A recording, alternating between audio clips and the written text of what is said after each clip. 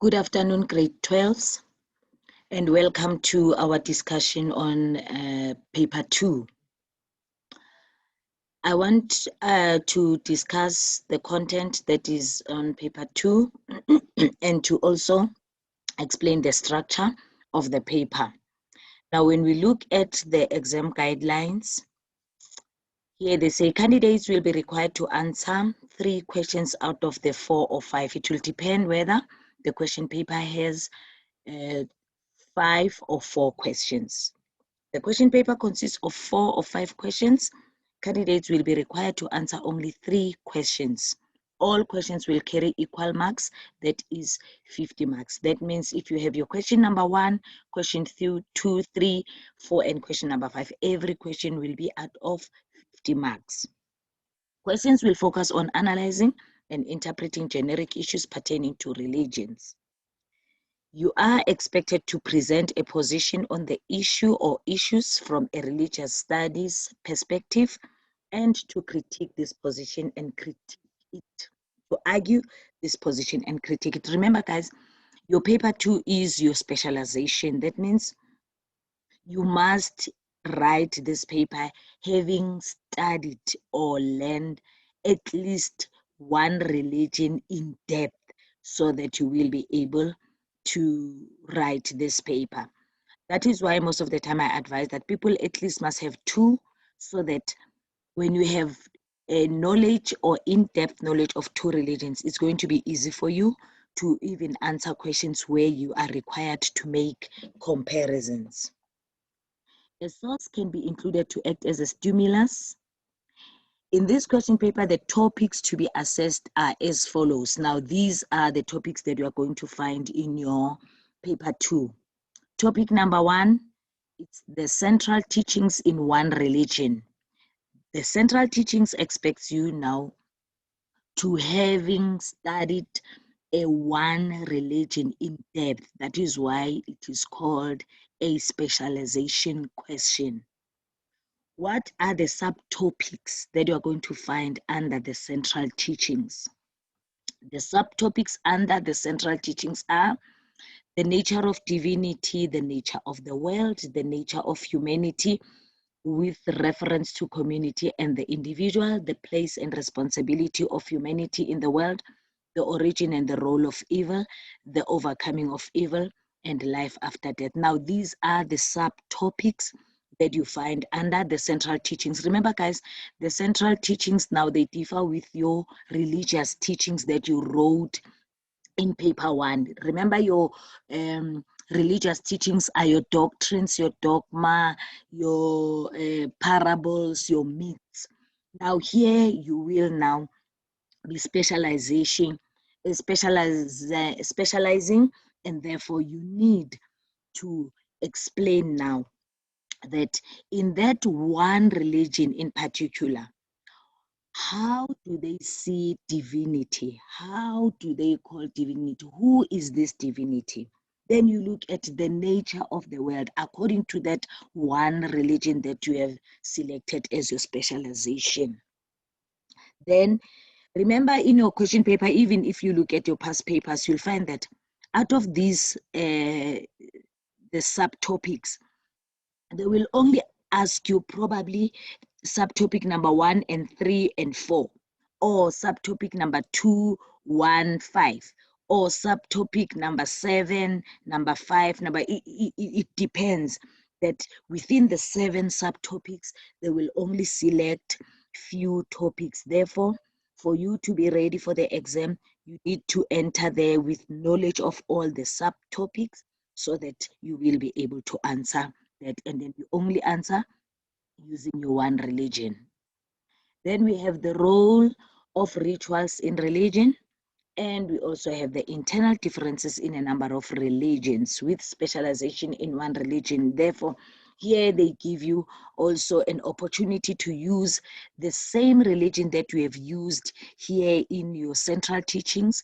You can use the very same religion in answering your internal differences. Main features of such differentiations: explain the main features of these groups with reference to teachings, governance, and practice. Now, these 3 legs, guys, are very, very much important. That you need to know that within a religion, there are subdivisions. What makes those subdivisions to differ is because their teachings are different, and the way they are governed, or the leadership in those different religions or subdivisions is different, and things that are practiced in those subdivisions are different. Now, these 3 legs are very, very much important, so that you know that you must prepare. You go there in the exam room knowing what are the teachings, the governance, and the practices.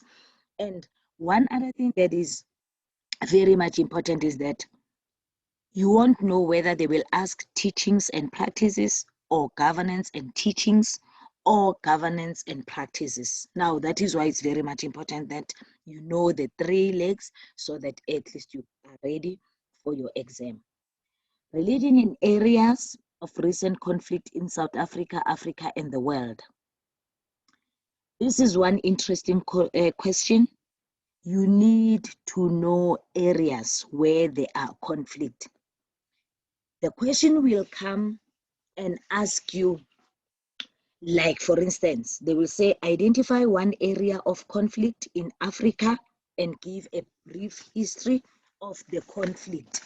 They will stipulate that where are you supposed to identify that area of conflict. Or sometimes they will say, identify one area of possible religious conflict anywhere in the world.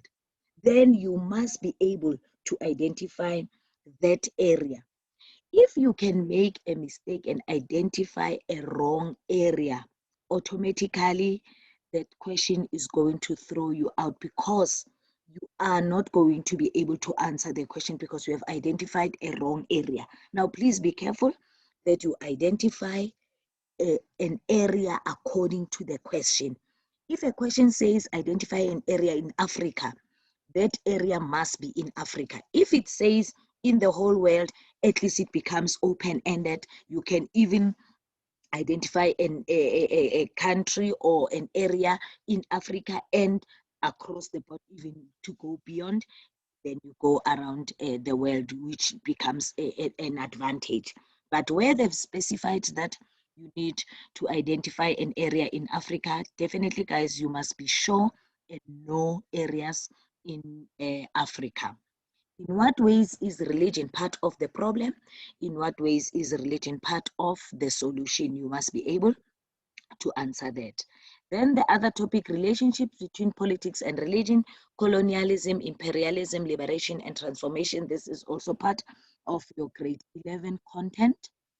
Normative sources in various religions, ways of interpreting normative sources, hermeneutical principles within specialization in one religion. Now, if you can look at the past papers when this question is answered, there is nowhere where they will expect you to, in particular, interpret a particular normative source, but most of the time, it is the issue of the hermeneutical principles that are required.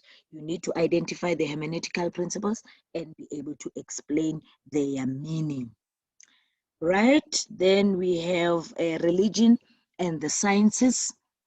Now, religion and the sciences, that's where now your 2 religions will be required, because in answering this question, you will be expected to make a comparison, because here it's a competition or a conflict between a religion and science.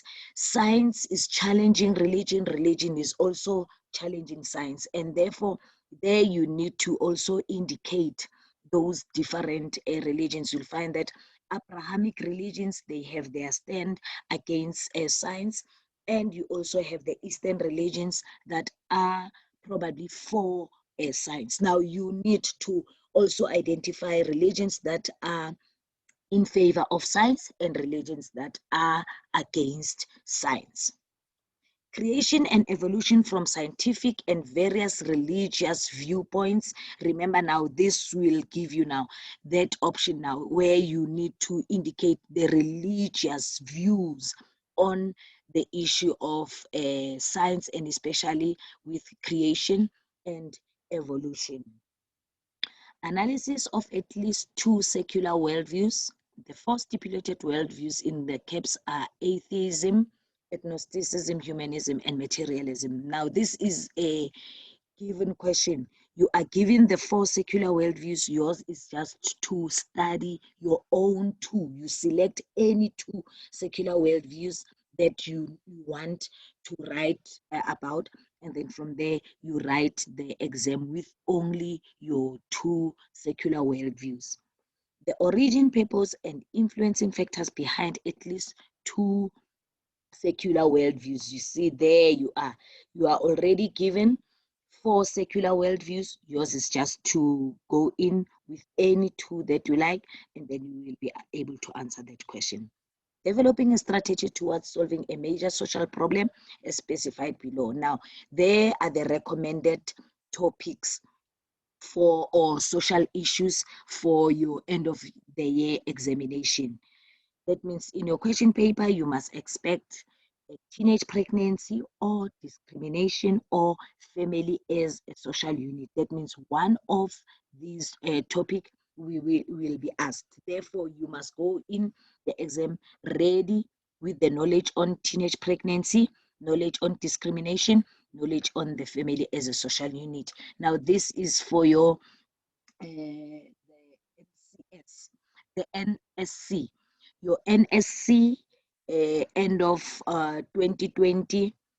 These are your topics, and for those who were supposed to write the June exam, but now they are writing now in December, their topic is diseases such as HIV and AIDS, crime and violence, plus suicide.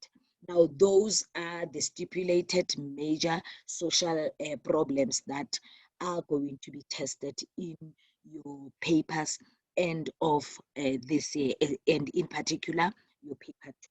I hope this will give you at least a clarity on the topics. And remember, guys, the issue of inspiration also, it is also another topic that falls also under your normative sources. Don't forget the issue of your inspiration, because it is also part of your paper 2 content. Now, I am going now to discuss in details each topic. Now, I was just explaining the exam guideline. I hope this guideline will definitely give you at least clarity and the amount of content that you need to study, because automatically you will see that after writing your paper 1, then you will be able to separate the content. Already what you have studied for paper 1, there's no need now for you to continue with it, but now you specifically have things that you need to study for your paper 2. I think this will give you guidance and direction. Now I'm going to do all the topics now in details. Thank you very much, guys.